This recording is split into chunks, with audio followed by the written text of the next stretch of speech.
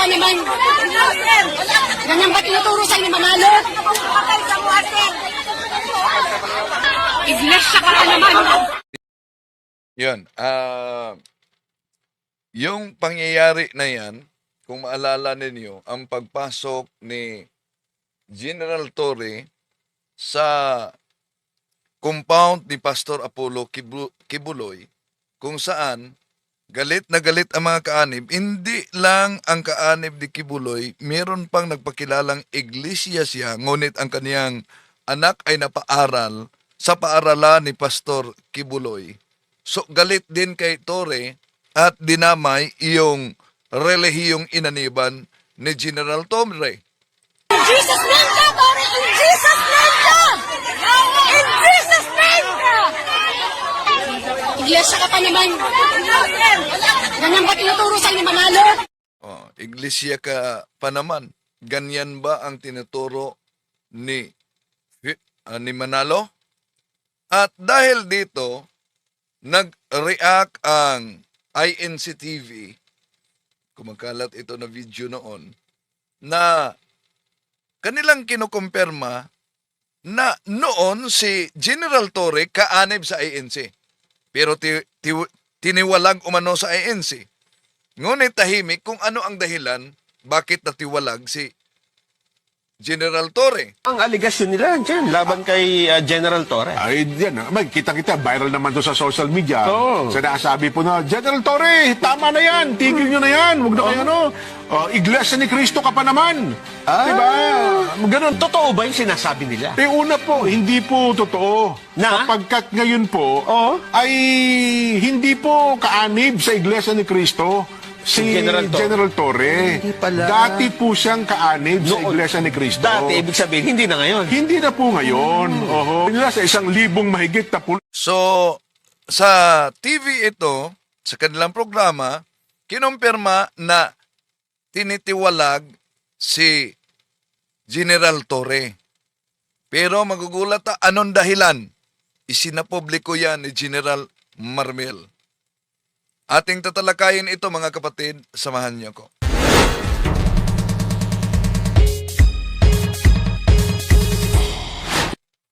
Kumusta? Welcome. Ito yung lingkod, Brad Windel Talibong, muling makasama ninyo sa pagkakataong ito.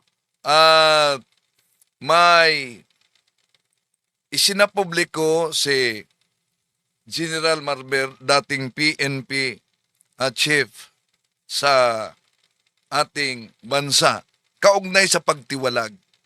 At kung totoo itong sinabi ni General Marbel, ibig sabihin, nabigo ang Iglesia ni Cristo na kontrole nila si General Torre. Kung maalala ninyo, kahit nga si Marcolita may panawagan sa mga miyembro ng INC ang pagsunod sa tagapangasiwa umano. Binabati ko po ang lahat ng mga kapatid sa Iglesia ni Cristo sa buong daigdig.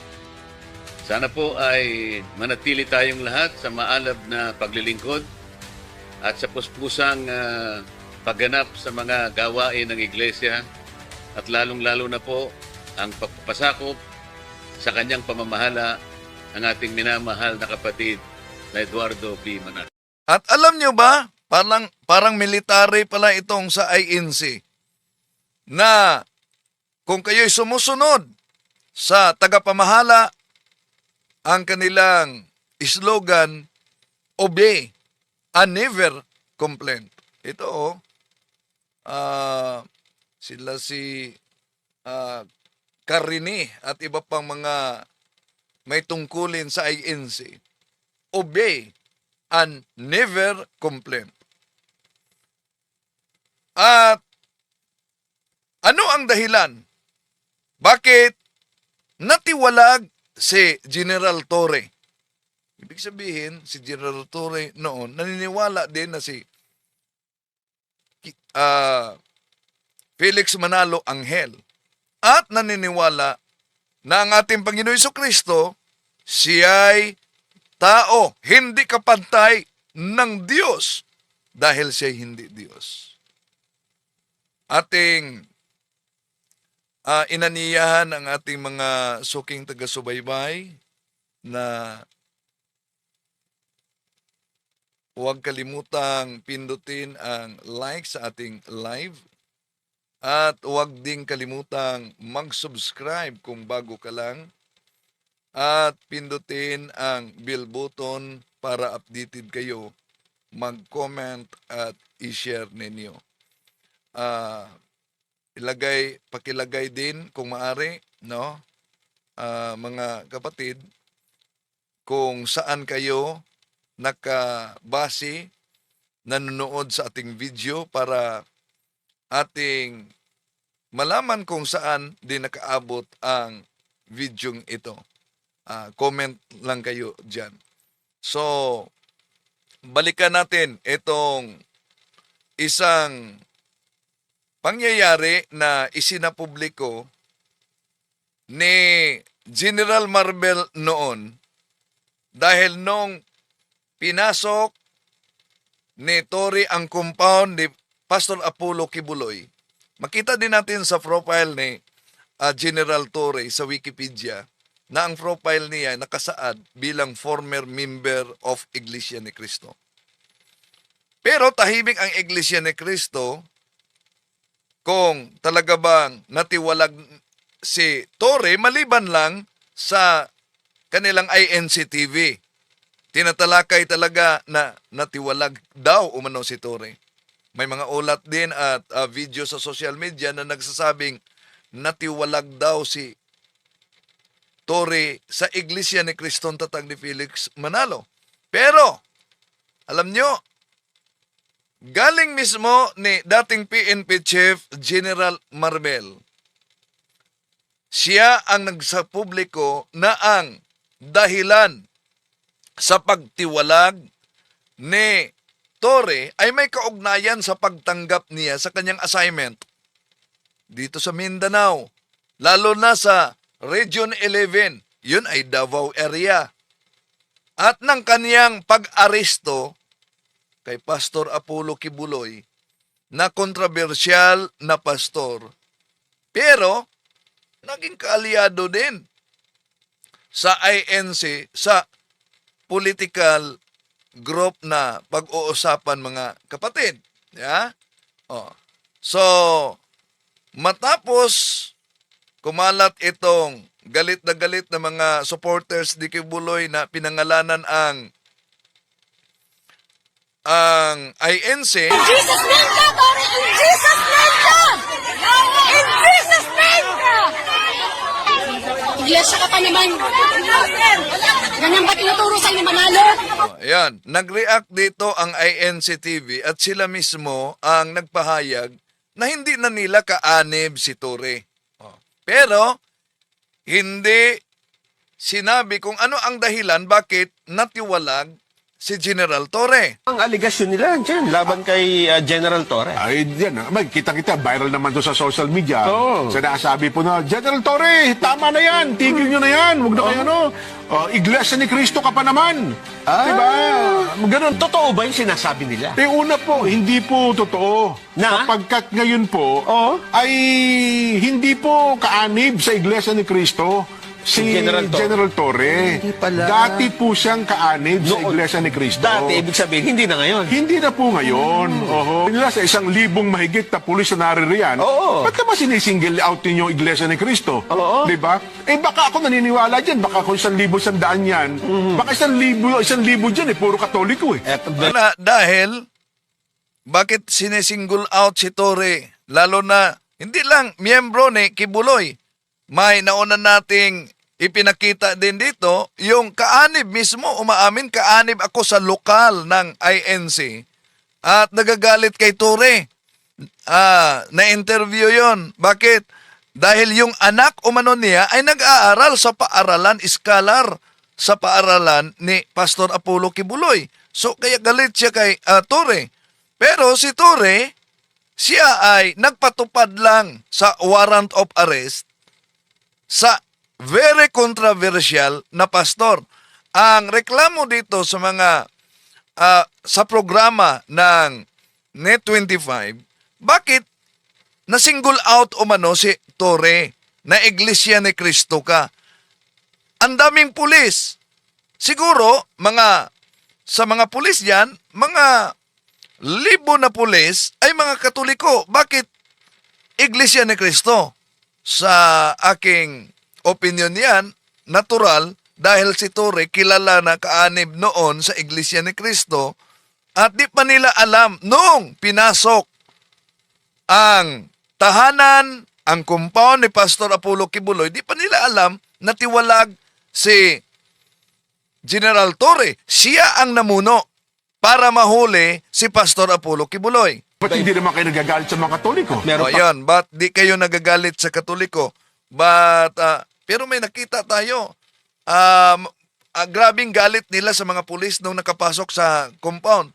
Hindi natin alam kung anong mga reliyon nyo. Pero mga pulis pinagalitan talaga sa mga miyembro ni Pastor Apollo Kibuloy. iba't ibang mga Yun lang ating sinasabi sapagkat nasa Mindanao yan. religion dyan, di ba? Oo. Maaaring may Muslim at kung ano pa. Yun. Iba pa. Ayun. So, hindi dapat isinasali. Huwag po. Lalo at hindi naman pala totoo. Oo. Again, inuulit ko po, si General Torre po, General Nicolas Torre, ay hindi naman na po kaanib ng Iglesia ni Cristo. Hindi kaanib ng Iglesia ni Cristo. Pero inaamin na dati kaanib na tiwalag. Hindi lang nila sinabi anong dahilan bakit itiniwalag si General Torre. Dati po siyang kaanib. Ayo. Kasi sa iglesia po ay may pag-aalis eh. No? No? May tinatawag pong pagtitiwalag. Pagkauna, meron ka na labag. Ayan. Pangalawa, hindi ka naman naka-aktibo, di ba? Oho. Baka nga, pangatlo, meron ka mga sinuway. Yan. Di ba? Oo. So yun po, sana'y maliwanag na po sa lahat. Merong sinuway. So, yon dahilan kung bakit itinuwalag. Dahil ano ba ang motto ng INC sa siktang tatag ni Felix Manalo? Ito pala motto nila. No? Obey and never complain. So, kung mag-complain ka sa ipasunod sa inyo, kaugnay dito, siguradong may disiplina ang iglesyang tatag ni Felix Manalo. Pero, si General Marvel, ito ang isinapubliko niya. Bakit o ano ang dahilan na natiwalag si General Torre? Torre, Abalos, hahabulin ka namin ng kaso. Then let it be. That's how the police, pagiging police. You know, ito isang sikreto. I hope General Torre will forgive me. But this is one secret na ngayon ko lang nalaman. At, and ito po is a secret. I hope General Torre will not in any way get mad at me. Alam mo, Mr. General Torre was asked by someone from his religion na wag tanggap So, from his religion, ibig sabihin, nalaman ito ni General Marvel galing kay Torre dahil humingi siya ng pahintulot na isa publiko niya ang dahilan kung bakit umano natiwalag si General Torre. pintong Region 11 as RD Region 11. So, ibig sabihin, nandyan sila sa Region 11, Davao area na yan. Wag daw umanong ipatanggap ang Region 11. So, ibig sabihin, kung iyon ang pasya, kung saan umanib at anong lokal si General Torre, hindi niya sinunod, yun ang dahilan kung bakit natiwalag siya.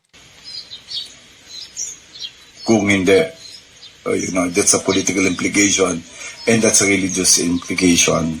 And I know Nick Torre choose the other side, service first before anything else. And I congratulate you, boss. Yun ang hindi niyo po nakita. I think natiwalag siya dun sa kanyang religion and that's something that ang sasabi ko nga, it's always service first before anything else. Congratulations po sa inyo and all my respect and salute. So lahat po ng tao, hindi ko na po papatagalin at alam kong hirap na hirap po kayo. Nagpapasalamat po ang ating presidente sa inyo and Okay, yan. Pagkatapos nahuli si Pastor Apollo Kibuloy, si General Marvel nagpapasalamat sa mga tauhan sa PNP na nagiging kabahagi sa paghuli kay Pastor Apollo Kibuloy. So, kung ang batayan na natiwalag si General Torre dahil nilapitan siya at sinabihan umanong huwag tanggapin ang Region 11, yun ay Davao area. Ngunit sabi ni General Marbel, service first, so ibig sabihin, di na control nila si General Torre na kung maalala natin, panawagan lang ni Marcoleta. Diba? Anong panawagan niya? Sa mga miyembro, mananatili na sumunod sa tagapangasiwa. Binabati ko po ang lahat ng mga kapatid sa Iglesia ni Cristo sa buong daigdig. Sana po ay manatili tayong lahat sa maalab na paglilingkod at sa puspusang pagganap sa mga gawain ng Iglesia at lalong-lalo na po ang pagpapasakop. At yung pagpasakop na yan ay may kaugnayan yan sa sinabi nila sa t-shirt lang, obey and never complain. Kung di ka masunod, may posibilidad magiging katulad ni General Torre na tiwalag. So, ibig sabihin, si General Torre, tulad ni Senador Marcolita, naniniwala din sila. Mga professional ito, mga matataas ito, na may mga matataas na tungkulin, pero sa pamamagitan ng aral ng INC, naniniwala sila na si Kristo'y hindi Diyos, tao. Imagine, si Felix Manalo, anghel, si Panginoon Jesucristo'y tao. Dahil may batayan, ginagamit nila na talata, plus lalo na yung pinag-chop-chop-chop-chop na mga aklat katoliko. Ibig sabihin mga kapatid, sa programang ito, ating ipabot na kahit anuman ang katayuan mo sa buhay at posisyon mo sa buhay at tungkulin mo sa buhay, lalo na sa ating pamahalaan, kung di mo talaga pag-aralang mabuti ang pananampalataya mo, madala ka sa maling akala. Imagine, si Kristo, tao para sa kanila hindi kapantay sa Ama, and then siya'y tao at hindi Diyos. Meron silang batayan, kaya kahit si Marcolita, senador, abogado, may researcher, nadala. Si General Torre, nagiging hipi pa ng CIDJ, magaling mag-imbestiga, pero nadala. Sa anong aral? Na si Kristo'y tao, hindi Diyos. Nadala. So, ibig sabihin, kahit ano pa ang katayuan sa buhay mo, pag di mo pag-aralan ang pananampalataya mo, madala ka sa maling akala. Bakit? Etong mga talatang ito ginagamit ng mga ministro. Isang tanong pa, kapatid na Arnel, paano ninyo patutunayan na si Kristo ay tao at hindi kapantay ng Diyos? Ang nagtanong po si Leonardo Ruco ng Hasmin Street, Batasan Hills, Quezon City. Itong katanungang ito, kapatid na Arnel, na paano natin patutunayan na si Kristo'y tao at hindi kapantay ng Diyos. Ang pagkilala po ng Iglesia ni Kristo, mga mahal po naming mga panauhin, ay batay po sa itinuturo ng Biblia kung ano ang tunay na kalagayan ng ating Panginoong Jesucristo. At ang ating Panginoong Jesucristo, ayon po sa itinuturo ng Biblia, siya po ay anak ng Diyos. Mababasa po natin yan sa Mateo 3:17. Yan.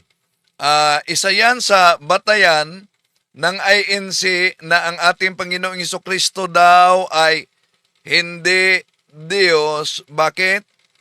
Dahil siya ay anak ng Diyos. Yan ang ginagamit nila, mga kapatid, na talata, no? Ang ang Mateo.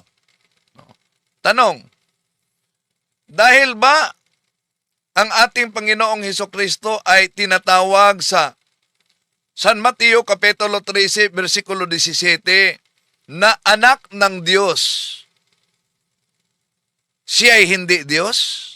Kung pag-aralan natin ang Biblia, mga kapatid, ang ating Panginoong Hesukristo hindi lamang anak ng Diyos. Taliwas sa aral na nakasulat sa Pasugo Magazine ng INC na siya ay anak ng Diyos, pero wala daw umanong mabasa sa Biblia na Diyos anak. Yun ang kanilang paulit-ulit.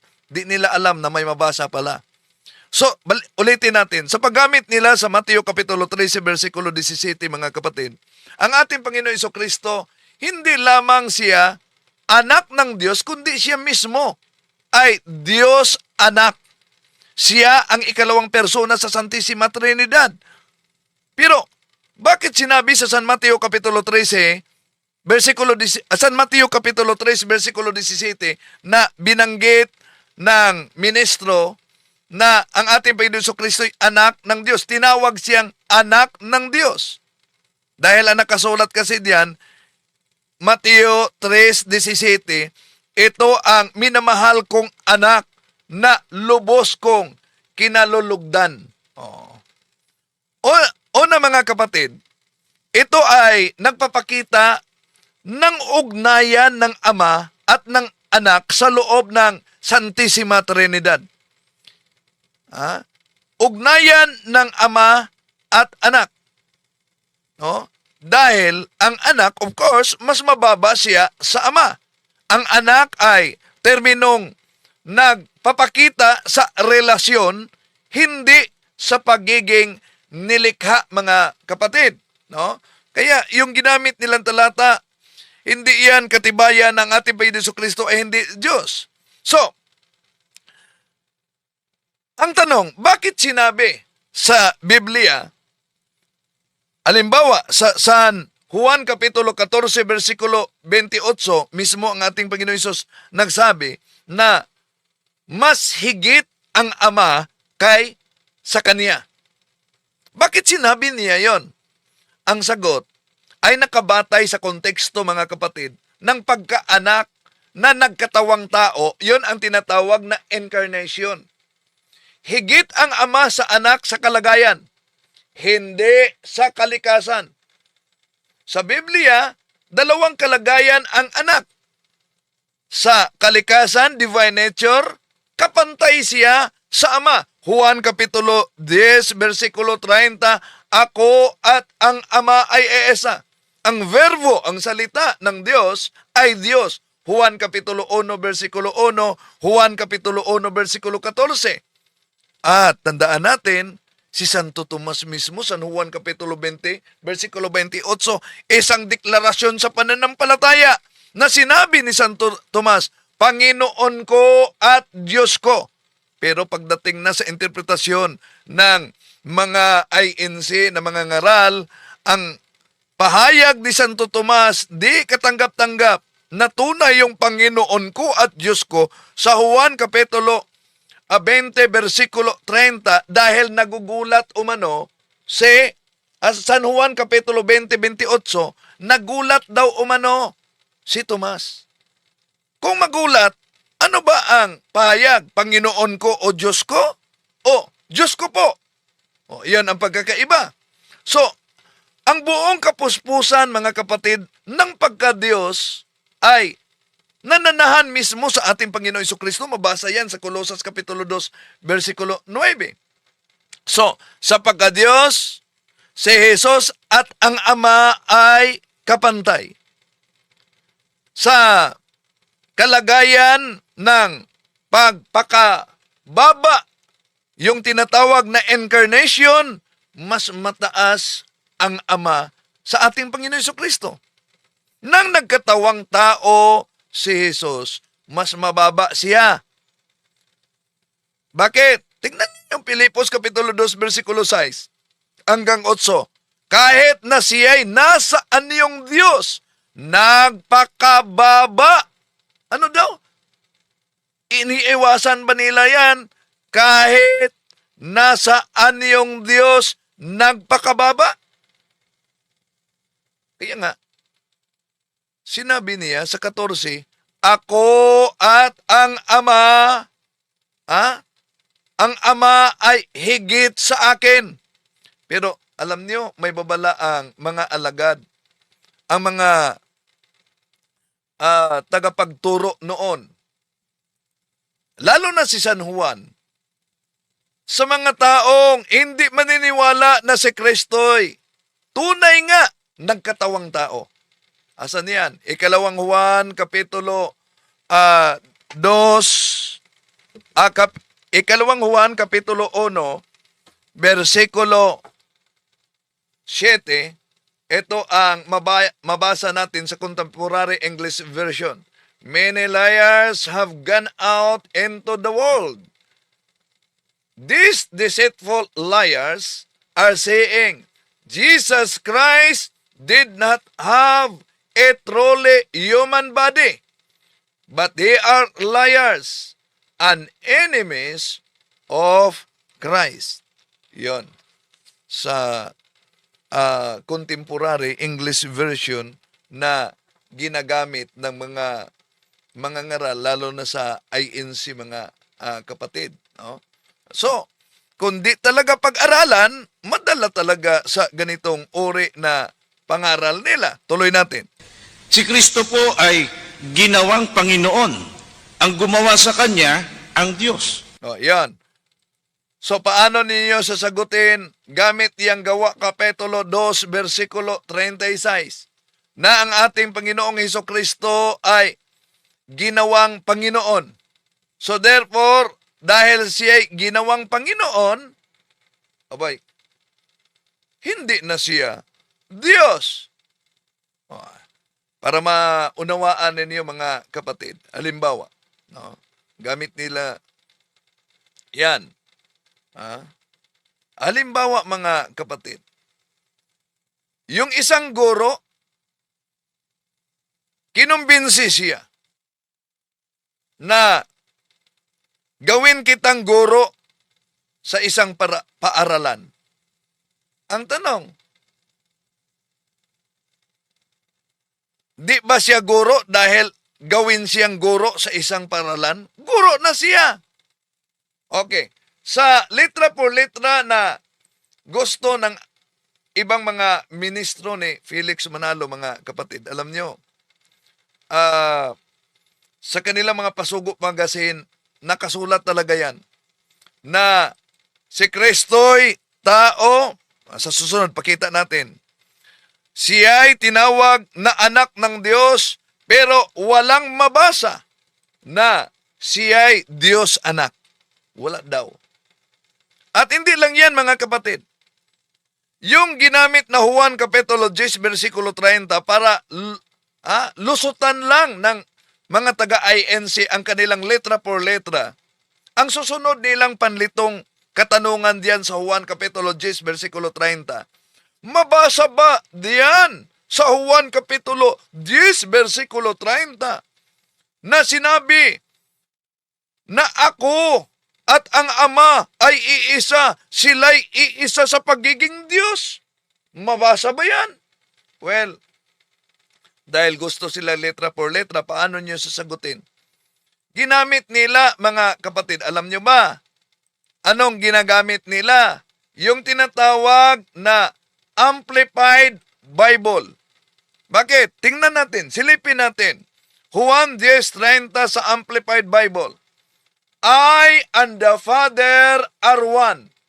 In essence, nature. Yun. Nasagot ang kanilang katanungan kung silipin nila ang daladala nilang Amplified Bible. Napakalinaw pala. Sagot yan sa kanilang hinahanap.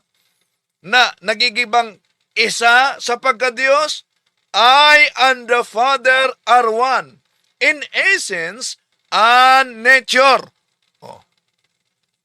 Huwag niyong sabihin na di nila nabasa yan sa tagal na nila na ginagamit ang naturang talata. Huwag niyong sabihin di niyo nabasa yan. Pagkatapos, yung hinahanap nila, walang mabasa na siya ay tinatawag na Diyos anak. May mabasa na anak ng Diyos. Sandali muna. Di ba ginamit ng mga ministro itong Bible na ito? Nakita nyo ba kung ano yung hinawakan? No. Palapitan natin. Ito po, ang salita ng Diyos. Dahil bawat doktrina nila, ginamit nila sa Efeso Kapitulo 4, versikulo 17, ginamit nila ito dahil bawat doktrina may katumbas na salin ng Biblia. Anong punto dito? Dahil ginagamit nila ang salita ng Diyos at sa matagal ng panahon sinasabi nila na sa Biblia, si Kristo'y tinatawag na anak ng Diyos, pero walang mabasa sa Biblia na siya ay Diyos anak. Well, sandali muna. Tingnan natin ang Juan Kapitulo 1, versikulo 18 sa ginagamit nila ang salita ng buhay. Yan.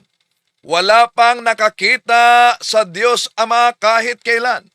Subalit, pinakilala siya sa atin ng Diyos anak. O ano daw? Ipinakilala sa atin ng Diyos anak. O, akala ko ba walang mabasa sa Biblia na anak ng Diyos? O Diyos anak? Ano ngayon? Di ba? Napakalinaw. Napakalinaw. At mas malinaw pa sa sikat ng araw, mga kapatid, na ang ating Panginoong Jesucristo sa Biblia ay tinatawag na anak ng Diyos. At yung Biblia na yan ay Biblia pa na ginagamit mismo ng mga INC sa kanilang programa. Ayan. Ginagamit nila mismo ang naturang Biblia, mga kapatid. Ngayon, puntahan naman natin itong ginawa siyang Panginoon. Juan, Gawa Kapitulo 2, versikulo 30. Yon ang kanilang ginagamit, mga kapatid, para 36. Para patunayan na ang ating Panginoon Jesucristo ay hindi Diyos. Ano daw? Tingnan niyo. Gawa Kapitulo 2, versikulo 36. Hindi Diyos si Kristo. Hindi siya kapantay sa Diyos. Dahil ginawa lang siyang Panginoon. At tinatalakay natin ito dahil, ulitin ko, nakita niyo naman na kahit ano ang katayuan mo sa buhay at posisyon mo dito, pag di mo talaga pinag-aralan yung mga talatang ginagamit ng mga ministro, talagang mapauo, at tulad ni Marcolita at ni General Torre, madala ka talaga. Imagine, obey, never complain. Di ba? Yan ang madalas na ginagamit ng mga ministro ng INC, Gawa Kapitulo 2, versikulo 36, para kontrahin, para pasubalian, mga kapatid, ang pagiging Diyos ng ating Panginoong Hesukristo. Hindi daw porket Panginoon ay Diyos na ang ating Panginoong Hesukristo. So, para sa INC, may dalawa silang Panginoon. Panginoong Diyos, ang Ama, at Panginoon na hindi Diyos, si Kristo. So, ang rason nila, mga kapatid, dahil daw may Diyos na ginawang Panginoon si Kristo. O paano ninyo sasagutin pag gagamitin ng mga ministro at mga ngaral sa INC itong Gawa Kapitulo 2, versikulo 36?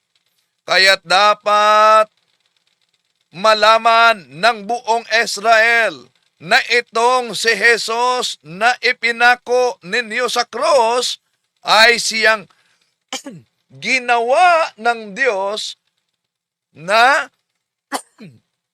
Panginoon at Kristo. Ayan.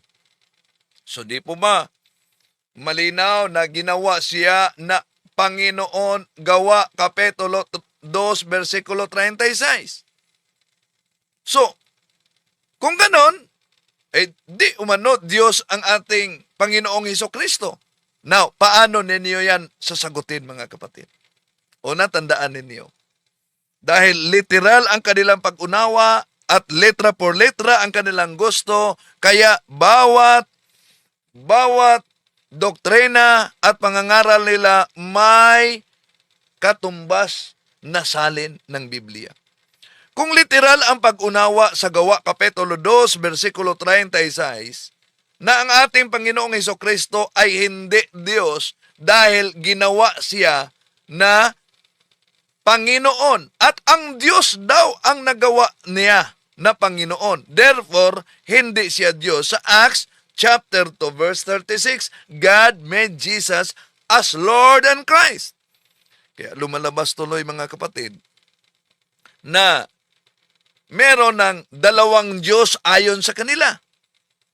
Kung paniniwalaan na si Kristo ay Diyos.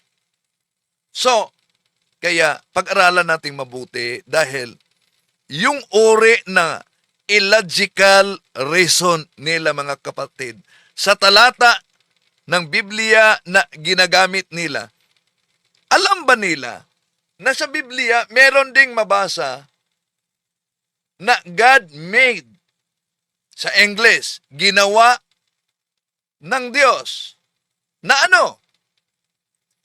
Diyan sa 2 Corinthians chapter 5 verse 21 sa New International Version. God made him who had no sin to be sin for us, so that in him we might become the righteousness of God. Diyan mabasa na God made him who had no sin to be sin for us.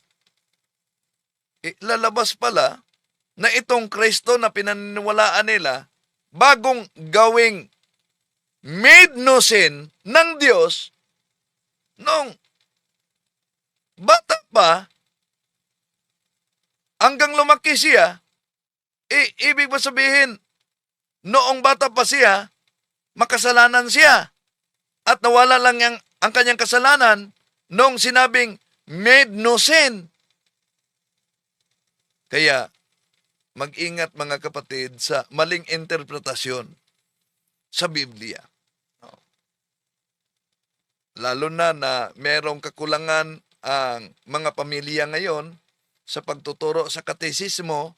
So, dami talaga, kahit nag-aral ka pa sa paaralang Katoliko, pag madiscover ninyo ang ganitong uri na interpretasyon sa Biblia at wala kayong background sa pananampalataya ng simbahang Katoliko, lalo na sa apologetics, siguradong madala talaga.